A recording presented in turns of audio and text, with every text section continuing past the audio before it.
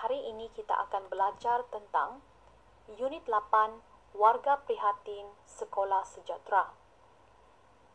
Unit ini terdapat di dalam muka surat 87 hingga 90 buku teks pendidikan moral KSSM tingkatan 1.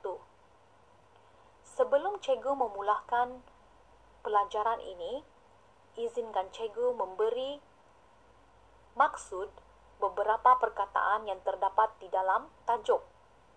Perkataan yang pertama ialah warga. Apakah maksud warga? Maksud perkataan warga ialah anggota atau ahli. Perkataan kedua, prihatin. Maksud perkataan prihatin ialah mengambil berat. Perkataan ketiga, sejahtera. Maksud perkataan sejahtera ialah aman, harmoni, tanpa ancaman daripada luar.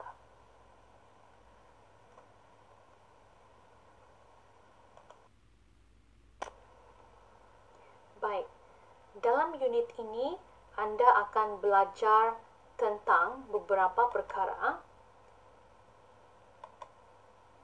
yaitu yang pertama, ciri warga sekolah yang sejahtera.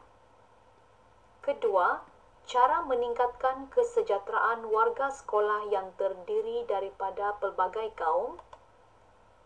Ketiga, kepentingan meningkatkan kesejahteraan warga sekolah. Keempat, menzahirkan perasaan apabila kesejahteraan warga sekolah terpelihara. Kelima, mengamalkan cara hidup sejahtera sebagai warga sekolah yang terdiri daripada pelbagai kaum. Baik murid-murid, kita akan belajar tentang konsep. Di dalam unit 8 ini, kita akan belajar tentang konsep warga sekolah. Warga sekolah terdiri daripada beberapa bahagian. Seperti mana yang cikgu beritahu pada awal slide ini, warga bermaksud ahli atau anggota. Ahli atau anggota sekolah ini atau disebut sebagai warga terdiri daripada pentadbir sekolah, kerani sekolah, murid, persatuan ibu bapa PIBG, pengawal keselamatan, pengusaha kantin, pembantu makmal, tukang kebun, tukang sapu, dan guru.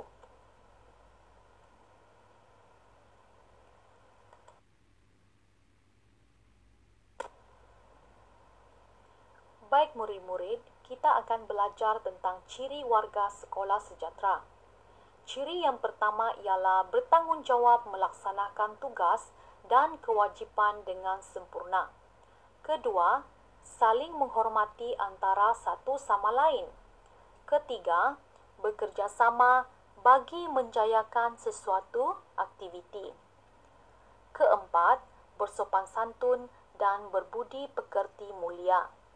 Kelima, berdisiplin, beretika, patuh kepada peraturan dan undang-undang sekolah. Yang terakhir, bersikap prihatin dan menyayangi semua warga sekolah.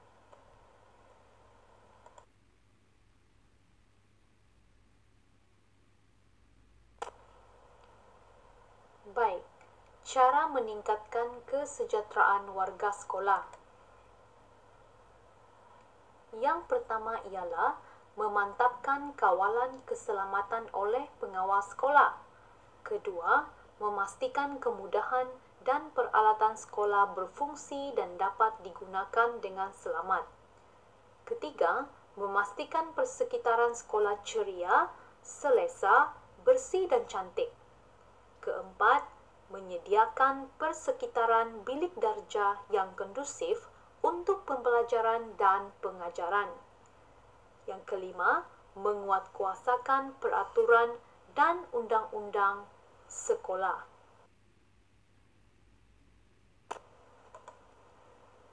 Baik pelajar, kita beralih pula dalam kepentingan meningkatkan kesejahteraan warga sekolah.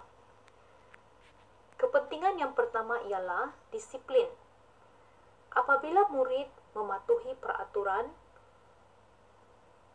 murid menunjukkan mereka berdisiplin.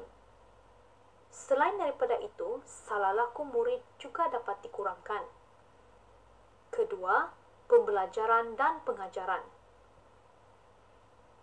Dalam proses pengajaran dan pembelajaran, murid dapat belajar dengan berkesan dan proses pembelajaran berjalan dengan lancar tanpa ancaman dan juga gangguan daripada luar. Yang ketiga, kebersihan, kesihatan dan keselamatan. Warga sekolah akan berasa selamat, gembira dan selesa.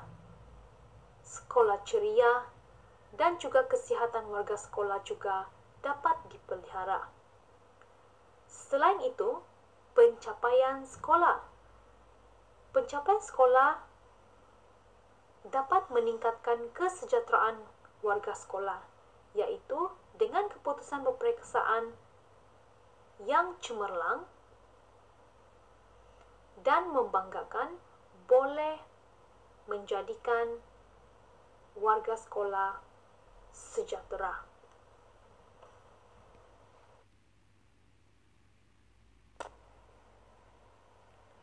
Baiklah murid-murid,